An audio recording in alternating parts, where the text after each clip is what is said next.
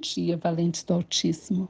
Nesta manhã, a nossa meditação está em 2 Coríntios, capítulo 4.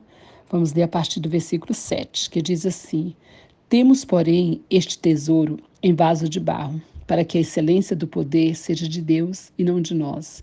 Em tudo somos atribulados, porém não angustiados, perplexos, porém não desanimados, perseguidos, porém não desamparados, abatidos, porém não destruídos. Glória a Deus. Amados, essas palavras são do apóstolo Paulo. Ele fala aqui do poder de Deus, né?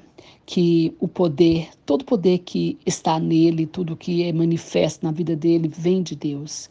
E é isso que nós precisamos compreender. Somos barro na mão do oleiro. E ele fala isso aqui, que todo tesouro que é o Espírito Santo de Deus, que é o próprio Deus manifestando em nós, se manifesta em vaso de barro, para que a gente saiba mesmo que nós somos barro e que dependemos completamente do Senhor.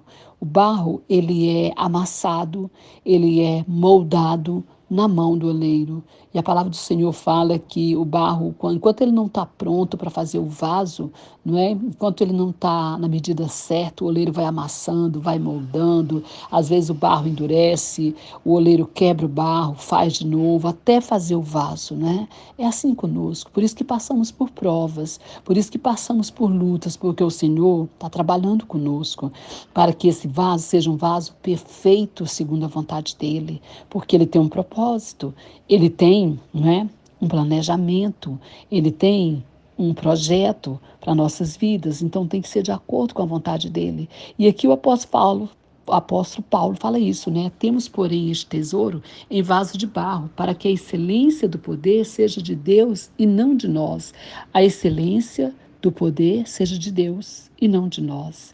E aí ele fala: em tudo somos atribulados. Somos atribulados. Quantas tribulações nos vêm, não é mesmo?